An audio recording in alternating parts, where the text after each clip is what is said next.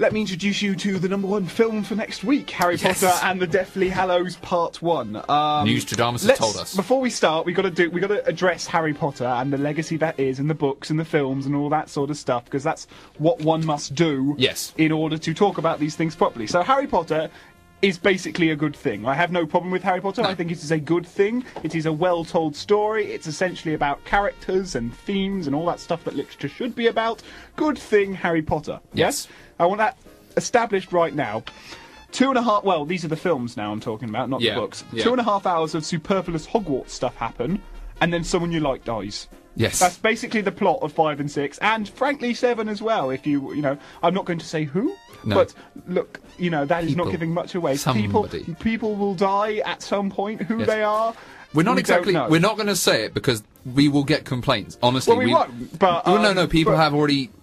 mentioned to me about not when I've talked about it, because I've and I don't want to give it away. I don't want to give it away, but they're in the books. Well, yeah, but people might not have read the books. That's fine. Okay, but fine. you know, I don't think that's giving everything. Like, I think J.K. Rowling said that when she released the book. She went, "I killed someone in this book." She keeps. That's always she said for like 5 years. My favourite Dumbledore is gay. Brilliant. That helped. Right. So the synopsis of this one is that Harry isn't going back to Hogwarts. Harry and his friends Hermione and Ron, who we know from the previous films, they are travelling the world, Hogwarts, looking for Horcruxes, which are basically parts of Voldemort's soul, and they have to kill the Horcruxes before they can kill Voldemort. Now, I made this point 12 hours after buying the book, right? Yeah. So I think I got there first. Okay. And I mean this legitimately. Out of everyone in the world, I think I got there first. So if anyone has proof they didn't, they got there before me on this point, isn't that Kill Bill?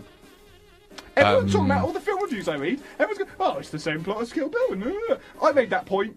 How many years ago? It's Kill Bill. I mean, that's fine. I'm going to agree with you, because I actually can't remember the plot of Kill Bill. Kill Bill. I didn't know there was one. People, kills them all, has to get to Bill, kills Bill.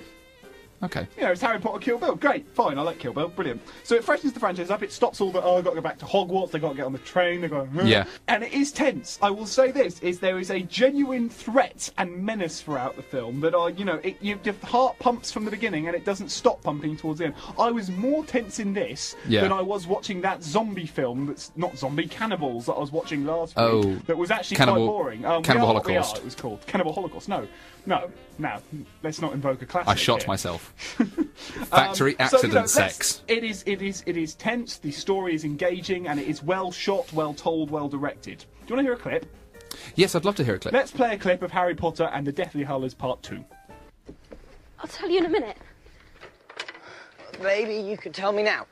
Sword of Gryffindor. It's goblin made. Brilliant. No, you don't understand. Dirt and rust have no effect on the blade.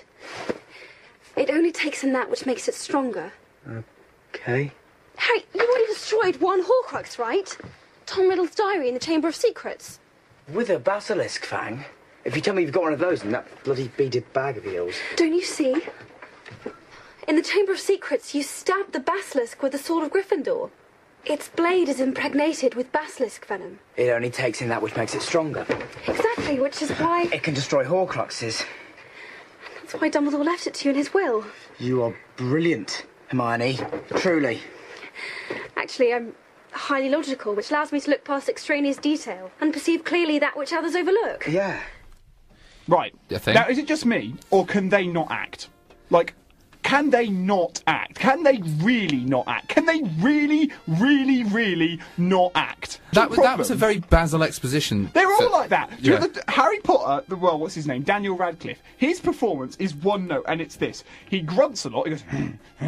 He gets his top off quite a lot, which is apparently this is when you he got his wang out for the horse film. Actually, there is a scene where Harry and Hermione get naked together, and, you know, get amongst it. It's probably the only scene in the film that just completely misfires. Like, what? Am I watching Harry Potter in the City? Like, Harry Potter After Hours? Like, this is all linked to there's Doctor Strangelove or How I Learned to Stop Worrying and Love the Bomb. Yeah. It's Harry Potter 3 or the one where Hermione's now fit. So Harry goes... and grunts and kind of clenches his teeth and looks all intense and goes, Hermione, don't stop saying that. And that's Harry's performance. Hermione's performance, what's her name, Emma Watson, is that she looks like she needs a wee. She shuffles about and she explains the plot to Harry. So Harry goes, "Oh, I'm really cross. Oh, my dad's dead. Oh," and she goes, "Oh, Harry, oh, but if we go here and do this, and if you see here on page 4, this is your line here."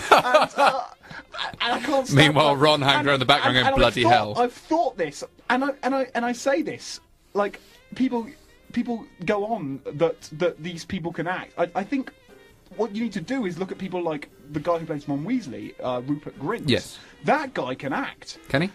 You know, they worked out he could act and thought, oh, he's overshadowing the other two. Right, well, let's just have him say, oh, bloody hell, for 5 films. And now this he actually gets to do something. And when he does, he goes away for a bit. And you're like, oh, come on, please, Ron, please come back. Don't leave me with these people. And then he comes back, performs this marvellous soliloquy about his feelings. And you're like, well, there you are. That's how you do it. That is exactly how you do it. The other person who the other child actor features a little bit in this is the girl that plays Luna Lovegood, the crazy kooky girl. Yes. Whose name I googled, which is Ivana Lynch, and she's incredible. She's really good. Yeah. And it's actually her that does the emotional ending with Harry, because they clearly thought, well, if we get Hermione, it'll look like she's just constipated and he's just, about to punch something. So we can't have them do it. So she'll have to come in and do it. So it's a yes, good. I'll watch the next one. Two-tone fresh. Frankly, I think it's one of the best Harry Potters. But I wish those two could act, because they really can't. They have no charisma. Okay. But the film is still good. Right. So it's a shame that that's so integrally what's wrong with it. So to reveal the faces you made earlier when I asked you what did you think of the film, they were largely thumbs up. A bit of annoyance. Yeah. In the bit where there's just the two of them looking at each other and voguing. They even dance at one bit. That's a scene.